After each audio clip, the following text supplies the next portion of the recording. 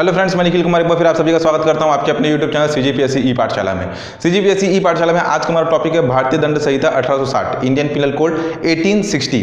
आज के जो हमारा वीडियो है ये आपका भारतीय दंड संहिता 1860 का और हमारे सीएमओ सिलेबस का यह आखिरी वीडियो है। आज आपका भारतीय दंड संहिता पूरी तरीके से समाप्त और सीएमओ का सिलेबस भी आज समाप्त हो जाएगा।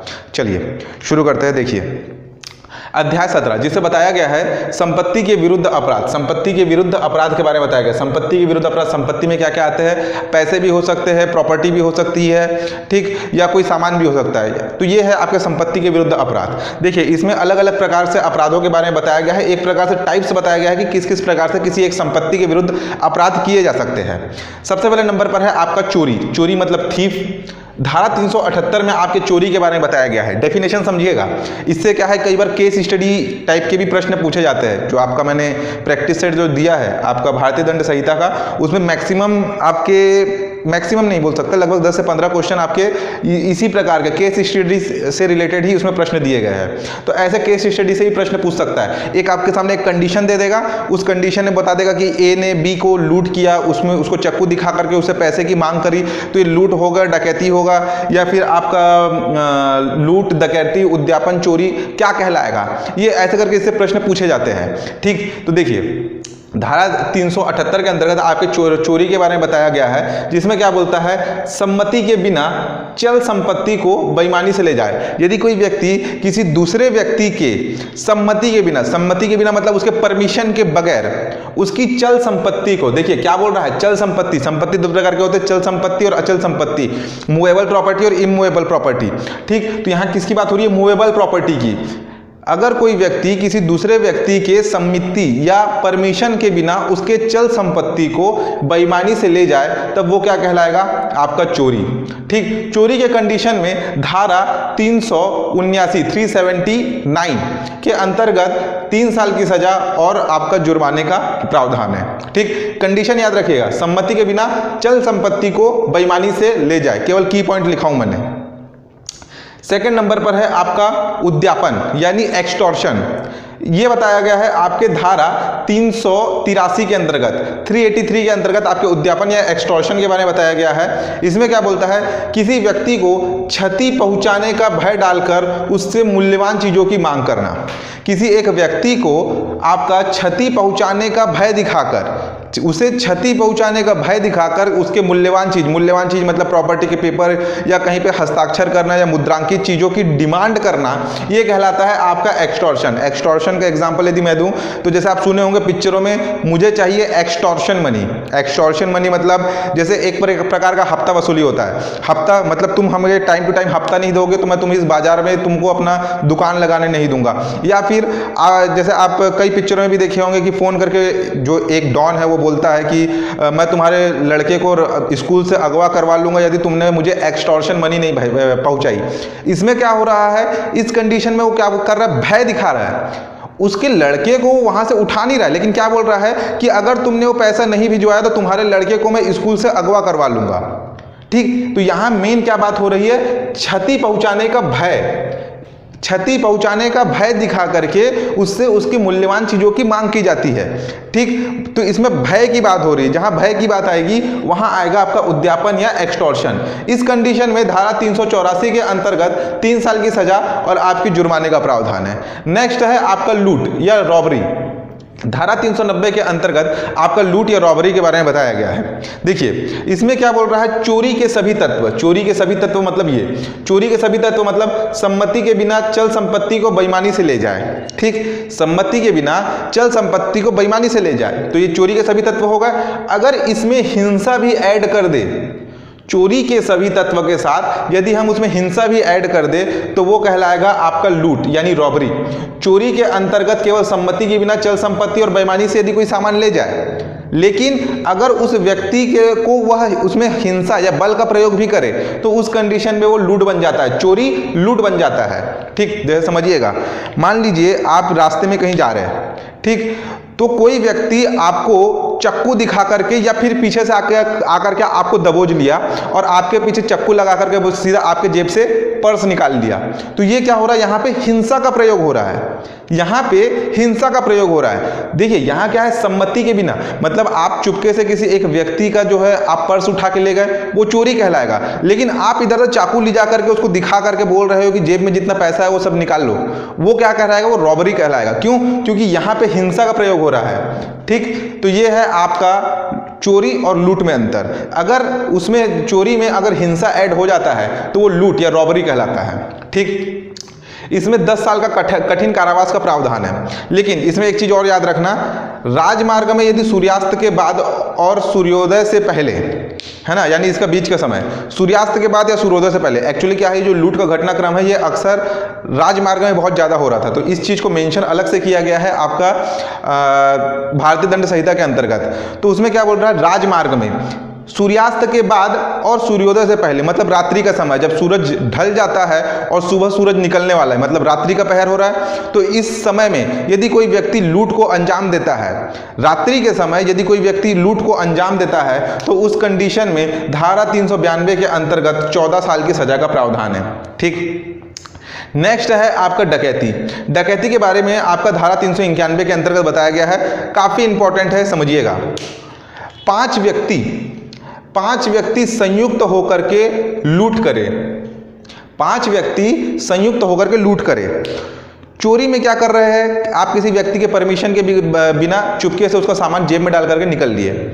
लूट में क्या कर रहे हैं, आप व्यक्ति से उसका पर्स निकाले और उसको धक्का देकर भाग गए, मतलब हिंसा का प्रयोग किए। लेकिन अब डकैती में क्या बोल रहा है, 5 व्यक्ति संयुक्त होकर, लूट ही है, लेकिन जैसे क्या है, आप रास्ते में जा रहे हैं, आपको कोई व्यक्ति आया, पर्स निकाला और पीछे से धक्का देकर भाग गया। एक ही व्यक्ति था, यहां कितना था, लूट में एक व्यक्ति था जो पीछे से आया, आपके जेब से पर्स निकाला और आपको धक्का देके भाग गया, तो ये कहलाई लूट। लेकिन इसी लूट के कंडीशन में आपको 5 व्यक्ति आकर के घेर लिए, आपको बहुत मारे और आपके गले से आपका जितना भी जेवर था, आपके पर्स में जितने पैसे थे, वो सब लूट के ले गए, तो वो क्या कहलाएगा, वो डकैती। क्यों? इसमें इंपॉर्टेंट क्या है, इसमें इंपॉर्टेंट है 5 व्यक्ति। अगर लूट जो है, लूट की घटना या जो लूट हो रहा है, लूट को यदि 5 व्यक्तियों के द्वारा किया जा रहा है तो वो कहलाएगा आपका डकैती। सिंगल व्यक्ति यदि किसी आपका चोरी कर रहा है हिंसा के साथ, तो वो क्या कहलाएगा, आपका लूट। लेकिन यहाँ पे क्या बोल रहा है, 5 व्यक्ति संयुक्त होकर के यदि लूट करे तो वो कहलाएगा डकैती। ठीक, इस कंडीशन में आजीवन कारावास से 10 साल के कठोर कारावास का प्रावधान है धारा 395 के अंतर्गत। ठीक, नेक्स्ट है आपका हत्या सहित डकैती। हत्या सहित डकैती मतलब 5 व्यक्ति संयुक्त होकर के लूट के उद्देश्य से किसी एक व्यक्ति की हत्या कर दे, चाकू मार करके उसकी हत्या कर दे और उसके पास जितने भी पैसे थे, जितने भी जेवर थे, उसको लेकर चले गए। ठीक, तो उस कंडीशन में क्या है, हत्या सहित डकैती धारा 396 के अंतर्गत इसे बताया गया है। 5 व्यक्ति संयुक्त होकर के किसी व्यक्ति की हत्या कर उससे लूट करे, तो उस कंडीशन पे आपका मृत्यु, आजीवन कारावास और 10 साल के कठोर कारावास का प्रावधान है आपका धारा 396 के अंतर्गत ही। नेक्स्ट है आपका छल मतलब होता है चीटिंग। 415 के अंतर्गत आपके छल के बारे में बताया गया है। ठीक, देखिए, प्रवंचना कर किसी व्यक्ति से कूटपूर्वक बेईमानी करे। यदि कोई व्यक्ति किसी अन्य व्यक्ति से प्रवंचना कर, प्रवंचना का मतलब क्या होता है, फ्रॉड करके किसी अन्य व्यक्ति से कूटपूर्वक बेईमानी करे तथा उस व्यक्ति के सम्मति से संपत्ति परिदत्त कर दे। मतलब कोई एक व्यक्ति फ्रॉड करके किसी दूसरे व्यक्ति को क्या कर रहा है, दूसरे व्यक्ति पे फ्रॉड कर रहा है, जिसके कारण क्या कर रहा है, दूसरा व्यक्ति अपने प्रॉपर्टी को उसके विश्वास पर किसी अन्य व्यक्ति को सौंप दे रहा है। ठीक, यहां पे क्या हो रहा है, सम्मति के साथ हो रहा है। ठीक, क्या बोल रहा है, किसी व्यक्ति से कूटपूर्वक बेईमानी करे और उस व्यक्ति के सम्मति से संपत्ति परिदत्त कर दे। बाकी कंडीशन में क्या है, सम्मति के बिना। यहाँ क्या है, सम्मति मतलब सामने वाला व्यक्ति आपको ऐसा विश्वास दिला रहा है कि जो मैं बोल रहा हूँ सही बोल रहा हूँ और मेरे कहने पर तुम अपनी प्रॉपर्टी को दूसरे को दे दो, संपत्ति को दूसरे को दे दो। तो इस कंडीशन में क्या होगा, ये कहलाएगा आपका छल। क्यों? क्योंकि ये प्रवंचना पूर्वक कर रहा है। फॉर एग्जाम्पल, आपका एक दुकान है, दुकान में दुकानदार है, दुकानदार सामान बेच रहा है दुकान में। इधर से दूसरा व्यक्ति गया और जाके बोलता है कि मैं आपके ही पड़ोसी में रहने के लिए आया हूं, मैं एक IAS ऑफिसर हूं, कलेक्टर हूं मैं एक। ठीक, मुझे कुछ सामान चाहिए, मैं पैसे बाद में दे दूंगा, मुझे उधारी में सामान चाहिए। ठीक, तो इस कंडीशन में क्या किया, दुकानदार भी है, ठीक है, एक रिस्पेक्टेड पोस्ट में है, सामने वाला कलेक्टर के पोस्ट में नया है, भले मैं नहीं जानता, लेकिन क्या है, ये एक कलेक्टर है, तो उसने उसको उधारी दे दिया। लेकिन उसने क्या किया, झूठ बोला कि मैं कलेक्टर हूं। तो ये कंडीशन पे इस कलेक्टर क्या है, उसने प्रवंचना यानी फ्रॉड करके बताया कि मैं कलेक्टर हूं और उसने उधार में सामान लिया, यानी उसके विश्वास कराने पर ही उस व्यक्ति ने अपनी सम्मति से अपनी संपत्ति उसे दे दी। तो ये क्या कहलाएगा, आपका चीटिंग। ठीक, ये चीटिंग का कंडीशन आपके कई कंपनियों में भी होता है। जैसे आपको कोई व्यक्ति आकर के विश्वास दिलाता है कि ये जो सामने वाली प्रॉपर्टी है ये मेरी है, इसको आप ले लीजिए। ठीक, मतलब आपसे पैसे ले लेता है, तो ये भी आपके चीटिंग के अंतर्गत आता है। बहुत सारे कंडीशन है आपके आजू बाजू, ये थोड़ा अगर आप देखेंगे तो आपको डेली लाइफ में कहीं ना कहीं ये सारे घटनाक्रम आपको देखने मिलेंगे, न्यूज़पेपर पढ़ा कीजिए।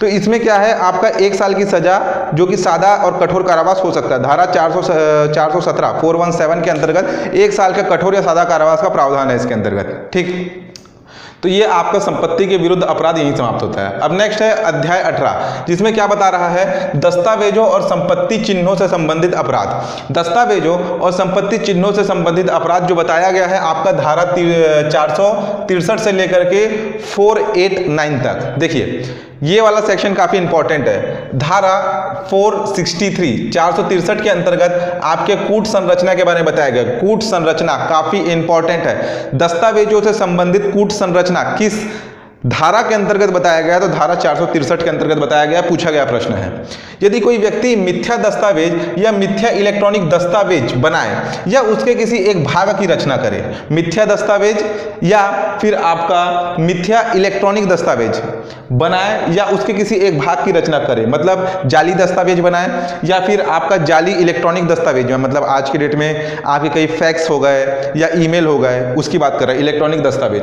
या उसके पर्टिकुलर किसी एक भाग की वो रचना करता है, तो वो कहलाएगी आपकी कूट रचना। ठीक, यदि कोई व्यक्ति मिथ्या दस्तावेज, मिथ्या इलेक्ट्रॉनिक दस्तावेज या उसके किसी एक भाग की रचना करता है जिससे दूसरे व्यक्ति को क्षति, नुकसान, दावे या हक का समर्थन या संविदा हो, मतलब उसके के साथ संविदा करे, जाली दस्तावेज के माध्यम से उससे संविदा करे, तो उस कंडीशन पे यह कूट रचना कहलाएगी। ठीक, इसको समझिएगा। मान लीजिए आप कोई एक व्यक्ति है, वो जाली दस्तावेज बना करके बता रहा है कि देखिए ये मेरी प्रॉपर्टी है, उसमें दिखाया, शो कराया, जाली दस्तावेज बना करके मेरी प्रॉपर्टी है, मैं अपनी प्रॉपर्टी बेचना चाह रहा हूं। ठीक, तो इस कंडीशन में क्या करेगा, प्रॉपर्टी दूसरा व्यक्ति खरीद लेगा, लेकिन उसको क्या होने वाला है, नुकसान, क्योंकि प्रॉपर्टी उसकी नहीं है। उसने क्या किया, जाली दस्तावेज, मिथ्या दस्तावेज दिखाया है। ठीक, या फिर कोई एक खाली पड़ी हुई जमीन है, उस पर जबरदस्ती किसी ने जाकर कब्जा कर लिया, उसका एक झूठा डॉक्यूमेंट बना लिया और उस पर अपने दावे का या अपने हक का समर्थन करने वाला उसने एक डॉक्यूमेंट बनाया है। ठीक, वैसे ही संविदा के केस में आपके साथ उसने कोई जाली डॉक्यूमेंट बना करके एक कॉन्ट्रैक्ट कर लिया हो, तो ये सारे काउंट होते हैं आपके मिथ्या दस्तावेज या इलेक्ट्रॉनिक दस्तावेज या उसके किसी एक भाग की रचना करना जिससे दूसरे व्यक्ति को क्षति हो, नुकसान हो या किसी प्रकार के दावे या हक का समर्थन हो या किसी प्रकार का संविदा करे, तो वो कहलाता है आपका कूट रचना। अगर इसमें यदि कोई अपराध सिद्ध होता है तो धारा 465 के अंतर्गत 2 साल की सजा का प्रावधान है। ठीक, इसमें सेक्शन इंपॉर्टेंट है, याद रखिएगा। धारा 467 467 जिसके अंतर्गत मूल्यवान प्रतिभूति या बिल के बारे में बताया गया है। मूल्यवान प्रतिभूति ये भी एक दस्तावेज है, मूल्यवान प्रतिभूति और आपका बिल भी एक दस्तावेज है, लेकिन क्या है इसमें, क्या है इसमें बता रहा है एकदम इंपॉर्टेंट डॉक्यूमेंट। इंपॉर्टेंट डॉक्यूमेंट मतलब जैसे कुछ कंपनी के एकदम कॉन्फिडेंशियल आपके डॉक्यूमेंट है, कॉन्फिडेंशियल डॉक्यूमेंट हो गए, बिल मतलब आपके वसीयत हो गए, तो उस कंडीशन पे अगर ऐसे कोई आपके मूल्यवान प्रतिभूति है और उसमें यदि कोई आपका मिथ्या दस्तावेज या मिथ्या इलेक्ट्रॉनिक दस्तावेज की रचना करता है तो उस कंडीशन पे आजीवन कारावास और 10 साल की सजा का प्रावधान है।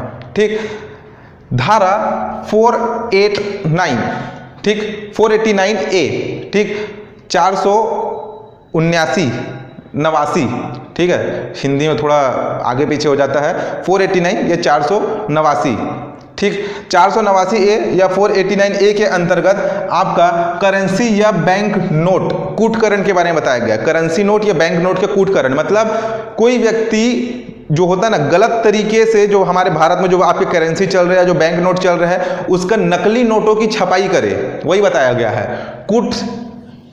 कूटकरण मतलब क्या कर रहा है, यहाँ है मिथ्या दस्तावेज, तो वैसे ही बैंक करेंसी नोट और बैंक नोट का कूटकरण का मतलब क्या होगा, करेंसी नोट और बैंक नोट का आपका वह मिथ्या नोट आपका वो बना रहा है, मतलब क्या कर रहा है, नकली नोटों की छपाई कर रहा है।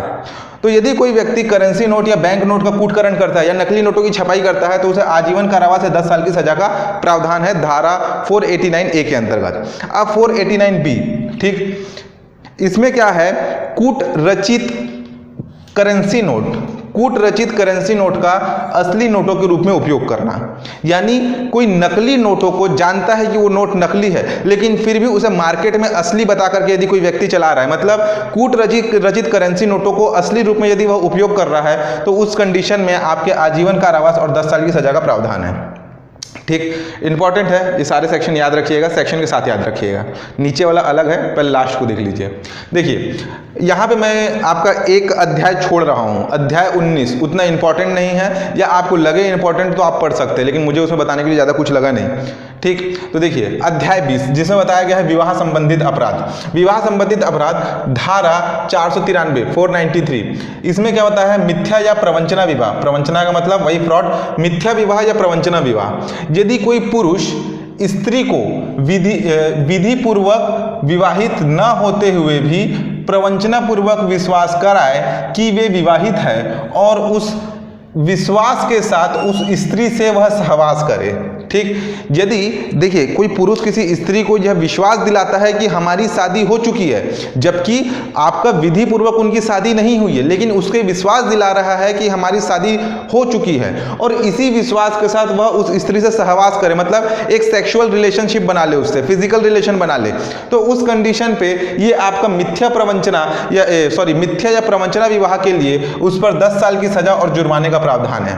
ठीक, जैसे इसमें क्या होता है, इसमें वो वाले केस भी आते हैं जिसमें किसी एक महिला को एक पुरुष उसे बेवकूफ़ बनाता है कि मैं तुमसे शादी करूंगा और उससे सेक्सुअल रिलेशनशिप बना लेता है, तो उस कंडीशन पर भी उस पर आपका जो मिथ्या और प्रवंचना विवाह के जो धारा है उस पर एप्लीकेबल होंगे, यानी उससे 10 साल की सजा और जुर्माना का प्रावधान है। क्या बोल रहा है, पुरुष स्त्री से विधि पूर्वक विवाहित न होते हुए भी प्रवंचना पूर्वक उसे विश्वास कराए कि वे विवाहित है और इस विश्वास के साथ उस स्त्री से सहवास करे, तो उस कंडीशन पे उसे अपराधी माना जाएगा और 10 साल की सजा और जुर्माने का प्रावधान है। ठीक, धारा 494 जिसमें द्विविवाह के बारे में बताया गया। द्विविवाह मतलब 2 बार विवाह, दूसरी शादी। अगर इसमें पुरुष और स्त्री दोनों की बात हो रही है, यदि कोई पुरुष या स्त्री अपने पहले पति या पत्नी के जीवित रहते हुए दूसरी शादी करता है तो वह दूसरी शादी शून्य मानी जाएगी। ठीक, पहले पति या पत्नी के जीवित रहते हुए यदि कोई व्यक्ति दूसरी शादी करता है तो उस अवस्था में दूसरी शादी शून्य मानी जाएगी, और इस कंडीशन पे जिसने ये दूसरी शादी की है उस पर 7 साल की सजा और जुर्माने का भी प्रावधान है। ठीक, नेक्स्ट देखिए इसी अध्याय 20 का ही पार्ट है, अध्याय 20 का, जिसके अंतर्गत पति या नातेदार द्वारा क्रूरता के बारे में बताया गया है। पति या पति के रिश्तेदार द्वारा जो स्त्रियों पर जो क्रूरता की जाती है उसके बारे में बताया गया। धारा 498 का 498A, जिसके अंतर्गत निर्दयता पूर्वक व्यवहार के बारे में बताया गया। निर्दयता पूर्वक व्यवहार मतलब पति या पति के रिश्तेदार किसी स्त्री के ऊपर आपका निर्दयता पूर्वक व्यवहार करे, मतलब किसी एक मूल्यवान वस्तु, यहाँ पे भी आपकी दहेज की बात होती है, हम पहले पढ़ चुके हैं जिसमें दहेज हत्या के बारे में बताया है। यहाँ वो सेक्शन कवर होंगे जिसमें दहेज के लिए प्रताड़ित किया जा रहा है। पर्टिकुलर किसी वस्तु की डिमांड के लिए उस महिला को आपका प्रताड़ित करना मतलब उसे कमरे में बंद कर देना, उसे खाने पीने के लिए नहीं देना, ठीक, उसे मतलब बातें सुनाना, तो ये सब प्रताड़ना मतलब निर्दयता पूर्वक उससे व्यवहार किया जाता है। तो उस कंडीशन पे आपका धारा 498 क के अंतर्गत 3 साल की सजा का प्रावधान है। पति हो या पति के नातेदार हो, रिश्ते नातेदार हो, यदि वह किसी स्त्री के साथ निर्दयता पूर्वक व्यवहार करते हैं, पर्टिकुलर किसी वस्तु की डिमांड के लिए उससे निर्दयता पूर्वक व्यवहार करते हैं, तो उसमें 3 साल की सजा का प्रावधान है। नेक्स्ट धारा अध्याय 21 जिसमें मानहानि के बारे में बताया गया है। ये कवर होता है आपका 499 से लेकर के 502। 499 से लेकर के 502 में आपके मानहानि के बारे में बताया गया है। देखिए इसमें एक ही सेक्शन इंपॉर्टेंट है आपका, धारा 499 499, जिसमें मानहानि की परिभाषा और किस कंडीशन में मानहानि एक अपराध माना जाएगा उसके बारे में बताया गया है। क्या बोल रहा है, किसी व्यक्ति पर किसी प्रकार का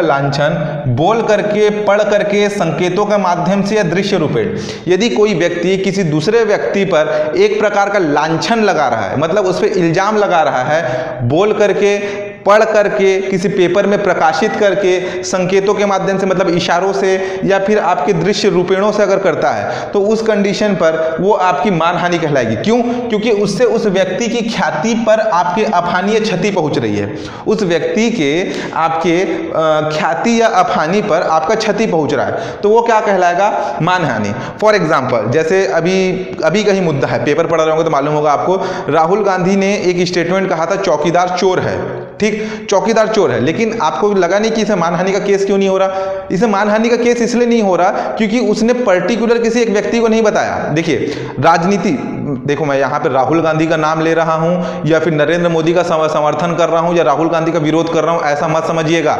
आप दिमागदार वाले हैं, क्योंकि पिछले मैंने एक पोस्ट किया था जो अभी हमारे छत्तीसगढ़ में सरकारी नौकरियों पर 1 साल के लिए जो रोक लगी है, उस पर काफ़ी उसको राजनीतिक मुद्दा बना करके आप लोगों ने काफ़ी कुछ कहा है। रुको, लास्ट में, वीडियो के लास्ट में आपको बताता हूं, जो चीज़ मैंने शेयर किया था उस चीज़ों को आप गलत तरीके से लेकर के जा रहे हैं, उस पर हम थोड़ा लास्ट में डिस्कस करेंगे। तो अभी ये राहुल गांधी और थोड़ा नरेंद्र मोदी की बात कर लेता हूं, इसको राजनीतिक तौर पे इसको मत लीजिएगा। देखिए, अगर राहुल गांधी आपको बोल रहा है चौकीदार चोर है या फिर, तो इसमें क्या मानहानि का केस दर्ज क्यों नहीं होता? क्योंकि उसमें किसी का नाम नहीं लिया जा रहा, ये नहीं, वो डायरेक्ट नहीं बोल सकते। अगर वो डायरेक्ट बोल देंगे कि नरेंद्र मोदी चोर है तो मानहानि का केस लग जाएगा। ऐसा हो चुका है अरुण जेटली और आपके अरविंद केजरीवाल के उसमें, अरविंद केजरीवाल ने भी कुछ आपके प्रॉपर्टी को लेकर के उन पर इल्जाम लगाया था अरुण जेटली के ऊपर, जिसके बाद उन पर मानहानि का केस हो गया आपके अरविंद केजरीवाल के ऊपर, ठीक। तो ऐसा नहीं है, इसमें क्या बोल रहा है कि अगर पर्टिकुलर किसी व्यक्ति को आपका बोल करके, पढ़ करके, संकेतों के माध्यम या दृश्य रूपेणों के माध्यम से यदि उस पर लांछन लगाए जिससे उसकी अपहानि, उसके ख्याति पर यानी पॉपुलैरिटी पर या उसके फेम पर यदि किसी प्रकार का उसका अपहानि पहुंचे या क्षति पहुंचे तो वो कहलाएगी मानहानि, ठीक। अब जैसे हम बात करें कि इसमें राहुल गांधी पर केस क्यों नहीं हुआ, उन्होंने क्या बोला? चौकीदार चोर है, उन्होंने ये नहीं बोला नरेंद्र मोदी चोर है, तो मानहानि के अंतर्गत नहीं आता, ठीक। उन्होंने माफी मांगी क्योंकि इस पर सुप्रीम कोर्ट ने आपका दखल दिया, इस कारण उन्होंने माफी मांगी। अगर जैसे हम बात करें तो जैसे ये जो मानहानि का ये जो होता है मुद्दा, इसमें जैसे नरेंद्र मोदी है या कितनी जो भी आपके राजनीतिक पार्टी है वो इशारों पर लोगों पर इल्जाम लगाते हैं। जैसे ममता बनर्जी को दीदी करके बोलते हैं, नरेंद्र मोदी को चौकीदार करके बोलते हैं, तो ऐसे सभी को उनके उपनामों से बोल करके उन पर इल्जाम लगाया जाता है। डायरेक्टली यदि बोल दिया और वो गलत हो गया तो उस कंडीशन पे मानहानि का केस लग जाता है, ठीक। तो ये इसमें क्या है, धारा 500 के अंतर्गत, धारा 500 या सेक्शन 500 के अंतर्गत 2 साल की सजा और जुर्माने का प्रावधान है, ठीक।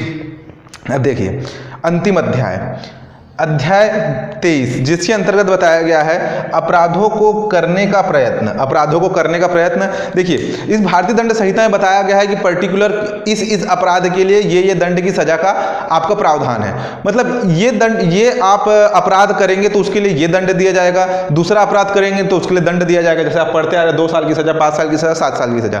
लेकिन कहीं पर यदि कोई व्यक्ति अपराध करने का प्रयत्न करता है, अपराध किया नहीं है, अपराध करने का प्रयत्न करता है लेकिन वो अपराध होता नहीं है और उसका स्पष्ट रूप से हमारे भारतीय दंड संहिता में उसका उल्लेख नहीं है, तो उस कंडीशन में उसे क्या सजा दिया जाएगा उसके बारे में बताया गया है। जैसे मैंने आपको पहले भी एग्जांपल दिया था, आपका सेक्शन 57 धारा 57 के अंतर्गत बताया था ये आजीवन कारावास के बारे में। मान लीजिए यदि कोई व्यक्ति आपका चोरी करने के उद्देश्य से, उसे मालूम है कि उसके घर के अलमारी में आपका पैसे पड़े हुए हैं, तो वो चोरी करने के उद्देश्य से घुसा, मतलब चोरी करने का उद्देश्य मतलब वो अपराध करने वाला है, चोरी करने के उद्देश्य से घुसा, अलमारी खोल के देखा अलमारी में पैसे ही नहीं, मतलब वो अपराध करने के उद्देश्य से जरूर गया था लेकिन अपराध हुआ नहीं क्योंकि पैसे मिले नहीं तो वो चोरी किया नहीं, लेकिन उसका उद्देश्य तो क्लियर था कि आप दूसरे के घर में कैसे घुस जाएंगे। तो इस कंडीशन पे उसने अपराध करने का प्रयत्न किया, तो उसे अगर स्पष्ट रूप से उल्लेख नहीं है कि क्या सजा दिया जाए तो उस कंडीशन पे उसे क्या फ्रैक्शन तौर पर उसको सजा दी जाती है। जैसे अगर किसी आपके अपराध के लिए आजीवन कारावास की सजा का प्रावधान है, आजीवन कारावास का सजा का प्रावधान है, तो आजीवन कारावास के आधा सजा दिया जाएगा। अगर कोई अपराध होता है तो उसके लिए आजीवन कारावास की सजा का प्रावधान है, लेकिन वो अपराध करने का प्रयत्न किया यानी अपराध हुआ नहीं है तो ये आजीवन कारावास की सजा का आधा सजा दिया जाता है। आधा सजा मतलब 20 वर्ष, सेक्शन 57 में जो कहा गया वही है, ठीक। 20 वर्ष की सजा का प्रावधान है, यहाँ पे इतना याद रखिएगा, लेकिन यहाँ आधा बताया गया। यदि आपसे धारा 511 के बारे में पूछ रहा है तो आजीवन कारावास का आधा आजीवन कारावास, यदि सेक्शन 57 के बारे में पूछ रहा है तो उसमें 20 वर्ष, आजीवन कारावास का 20 वर्ष, ठीक।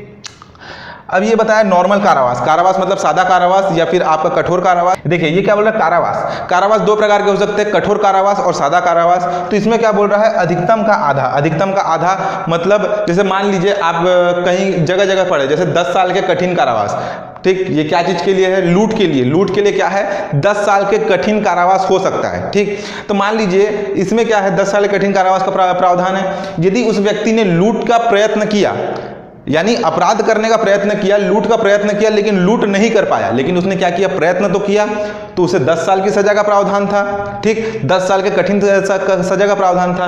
तो देखिए अगर कोई व्यक्ति लूट करता है तो हो सकता है उसको 10 साल की भी सजा हो, मैक्सिमम कितना हो सकता है 10 साल की सजा, 5 साल का भी हो सकता है, 6 साल का भी हो सकता है। लेकिन यदि कोई व्यक्ति प्रयत्न कर रहा है तो उस कंडीशन में क्या है, ये 10 साल है अधिकतम, तो वही बोल रहा है अधिकतम का आधा मतलब 5 साल होगा, ठीक, अधिकतम का आधा सजा देने का प्रावधान है, ठीक।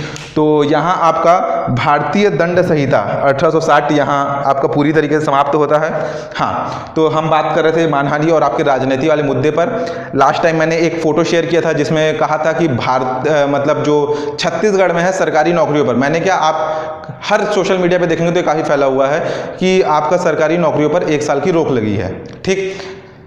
इसमें क्या कहा गया है कि कोई भी नए भर्ती करने के लिए सरकार अपने मनमानी तरीके से कोई एक नए पद के लिए भर्ती नहीं निकाल सकती, या कोई भी विभाग जैसे अलग अलग विभाग बना हुआ है तो कोई भी विभाग एक मतलब नई पदों की भर्ती नहीं निकाल सकती बिना वित्त विभाग के परमिशन के, ठीक, बात सही है। लेकिन क्या है, लोग इसको राजनीतिक मुद्दा बना दे रहे हैं। मैंने भी जो पोस्ट शेयर किया मुझको भी काफ़ी नेगेटिव कमेंट आए, और जैसे आप अरे यार शिक्षित वर्ग हो, थोड़ा समझ के चलिए, आप भाजपा कांग्रेस में करते रहोगे तो बर्बाद हो जाओगे। उसमें क्या लिखा हुआ है, आर्थिक संकट। मेरा ये नहीं बोल रहा हूं मैं कि हमारे लिए नौकरी नहीं आएगी, अगर आप तैयारी कर रहे हैं तो तैयारी कंटिन्यू रखिए। उसमें ये नहीं बोला गया है कि आपकी नौकरी नहीं आएगी, नौकरी आएगी, सीजीपीएससी की भी नौकरी आएगी, लेकिन वित्त विभाग से उसे परमिशन लेना पड़ेगा। पहले बिना परमिशन, ये अभी से नहीं होते आ रहा, जब से हमारे रमन सिंह थे, डॉक्टर रमन सिंह, उस समय से होते आ रहा है कि वित्त विभाग का परमिशन लेना पड़ता है, ठीक। तो ये क्या है, अब इसको लेकर कुछ लोग बोल रहे हैं, मेरे पास कमेंट आए कि मतलब पर्टिकुलर आप इतना पढ़े लिखे होकर के समझदार होने के बावजूद भी आप इन सभी चीज़ों पर विश्वास रखते हैं। मेरे ही फ्रेंड लिस्ट के 2-3 जो मेरे फ्रेंड लिस्ट में शामिल है, उन्हीं लोगों ने कमेंट किया कि आप इतने समझदार और पढ़े लिखे हैं और आप ऐसे बेवकूफ़ी वाले बातें कर रहे हैं करके। देखो यार, उसमें क्या है, लोग भाजपा और कांग्रेस समर्थन होने के कारण उल्टे सीधे कमेंट करते जा रहे हैं। आप ये सब लफड़े में मत पड़िए, तैयारी कंटिन्यू रखिए। उसमें मैंने एक चीज़ लिखा था, अगर आप पढ़ेंगे तो उसमें क्या लिखा हुआ है, आर्थिक संकट के कारण सरकारी भर्तियों पर लगी 1 साल की रोक। उसका मुझे बताने का कारण ये था, ये आपका एक मेंस का टॉपिक बन सकता है। उसमें मैंने आपको कृषि मुद्दा या कर्ज माफी वाले चीज़ों को बताया था। ये चीज़ सच्चाई है कि अभी जो हमारी सरकार, देखिए मैं क्या बोल रहा हूँ, सरकार, मैं कांग्रेस पार्टी और भाजपा पार्टी की बात नहीं कर रहा हूँ, कोई भी पार्टी जीती हो, लेकिन वो आज के डेट में हमारी सरकार है, और हमारी सरकार आज के डेट में आपका ऋण लेने के लिए रिजर्व बैंक के पास 5 से 6 बार जा चुका है। तो ये है आर्थिक संकट का मेन कारण। क्यों? क्योंकि कोई भी राजनीतिक दल आता है वो कृषि को मुद्दा, आप सभी को मालूम है आज के डेट में सबसे हाईलाइटेड मुद्दा है आपका कृषि को लेकर के पॉलिटिक्स किया जा रहा है। कर्ज माफी, कर्ज माफी, कर्ज माफी। कोई भी सरकार अपने जेब से पैसा नहीं डालता, पैसा डालने के लिए उसको कहीं ना कहीं से कर्जा लेना पड़ेगा। एक किसी चीज को सुधार करने के लिए दूसरे चीजों को बिगाड़ा जा रहा है। उस पेपर में लिखा हुआ है आर्थिक संकट। मेरा आपको उस चीज़ों को बताने का मेन कारण ये था, उसे मैंने कुछ आर्टिकल टाइप का छोटा सा लिखा था, आर्टिकल भी नहीं बोल सकते, अपनी कुछ चीज़ें लिखी थी, शब्द लिखे थे उसमें। उसको बताने का मेन कारण ये था कि आप सीजीपीएससी मेंस की जो तैयारी कर रहे हैं तो उसका एक टॉपिक बन सकता है। अगर आप ऐसे लिख रहे हैं, निबंध लिख रहे हैं, तो आप उसमें मान लीजिए आप कांग्रेस समर्थन है, तो आप कांग्रेस समर्थक है तो आप पूरे की पूरी सरकार के बारे में पॉजिटिव चीजें नहीं लिख सकते निबंध में। आपको तर्क वितर्क, पॉजिटिव और निगेटिव दोनों लेके चलना पड़ेगा। ऐसा नहीं कि मैं कांग्रेस समर्थन हूं तो पूरा का पूरा कांग्रेस का भर दूं, भाजपा समर्थन हूं तो पूरी की पूरी अपने सरकार का विरोध के बारे में ही लिख दूं। ऐसा नहीं कर सकते आप ऐसे में। उसमें आपको पर्टिकुलर आपको कुछ पॉजिटिव पॉइंट बताने पड़ेंगे, कुछ निगेटिव पॉइंट बताने पड़ेंगे। आपको एकदम बैलेंस करके चीजें चलनी पड़ेगी। एक आपका ऐसे का टॉपिक हो सकता है किसानों की कर्ज माफी समस्या का समाधान है या एक नई समस्या की शुरुआत है। किसानों की कर्ज माफी पर सारी सरकार इतना ध्यान दे रही है कि वो बाकी चीजों को भूल चुकी है। क्यों? क्योंकि इसमें पॉलिटिक्स हो रहा है। मैं ये नहीं बोल रहा कि कांग्रेस पार्टी आई है तो ये हो रहा है वो हो रहा है। आज के कांग्रेस पार्टी ने जितने अच्छे काम वे कर रही है, हमको उसको भी ध्यान रखना है, और पुरानी सरकार जो करके गई है हमको उसको भी ध्यान रखना है। आज के डेट में जब हमारे मुख्यमंत्री जाकर के ब्रिटेन के संसद को संबोधित कर रहे हैं, ये काफ़ी अच्छी बात है। आप इन चीज़ों को निबंध में डालेंगे, ना कि ये डालेंगे कि मैं कांग्रेस समर्थन हूँ तो पूरा का पूरा कांग्रेस का पॉजिटिव पॉइंट डाल दूंगा निबंध में। ये राजनीति से थोड़ा दूर हटिए, इस मुद्दे को हटाइए। आर्थिक संकट अगर लिखा है तो इतने पढ़े लिखे लोग जो कि बैठे हुए हैं आपका पेपर को एडिट करने के लिए, वो बेवकूफ़ नहीं है। उसको छोड़िए, तैयारी कंटिन्यू रखिए, भर्ती आएगी, लेकिन उसमें पॉलिटिक्स। अगर कोई भी एक ठोक ऐसा आर्टिकल आता है जिसमें भाजपा विरोध कर रहा है या कांग्रेस विरोध कर रहा है, अगर उसमें कोई एक ठोक फोटो आ गया तो उसमें इतने सारे कमेंट आ जाते हैं भाजपा समर्थकों के और आपके कांग्रेस समर्थकों के। उस चीज़ को गलत साबित करने के लिए आप कहीं ना कहीं से कोई ना कोई सोर्स ढूंढ करके पेपर कट या फिर कोई आपका पेपर या किसी आपके विभाग द्वारा जारी किया गया जो पेपर नोट है उसको ला करके आप पोस्ट कर देते हैं। अगर वही पीएससी के किसी एक एग्जाम में पूछे गए प्रश्न जिसके लिए दावा आपत्ति करना है, उसका ऑथेंटिक सोर्स ढूंढ के लाने के लिए बोलेंगे तो कोई नहीं ढूंढ सकता। इसको आप लोग भाजपा और कांग्रेस के चक्कर में आप कहां से क्या क्या सोर्स ढूंढ के ला देते हैं। अरे चीज़ों, लोग अपना विवाद करते रहेंगे, भाजपा अपना विवाद करेगी, कांग्रेस अपना विवाद करेगी, उनके विवादों से अपने पढ़ाई की चीज़ें निकालिए। आर्थिक संकट के कारण विभागों में जो है आपके 1 साल की रोक लग रही है तो उसको ऐसे में डालने वाले पॉइंट उसमें से ढूंढिए। ये नहीं कि भाजपा कांग्रेस करते हुए उनके समर्थन और विरोध में बैठ जाइए। ठीक, तो ऐसा कोई पोस्ट आता है, अब तो मैं तो सोच लिया हूँ ये राजनीति वाला पोस्ट अब मैं कुछ करूंगा ही नहीं।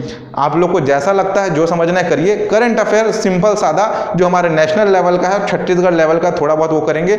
ये गवर्नमेंट एग्जाम से लेकर जो भूपेश बघेल से संबंधित है, रमन सिंह से संबंधित है, ये कोई पोस्ट डालूंगा ही नहीं। लेकिन अगर आप पढ़ेंगे ना तो ये चीज़ें आपके, ये जो सरकार जो आपस में झगड़ रही है, कांग्रेस झगड़ रही है, भाजपा झगड़ रही है ना, तो इन लोग जो मुद्दा लाते हैं ना वो आपके मेंस के ऐसे में काम आएगा।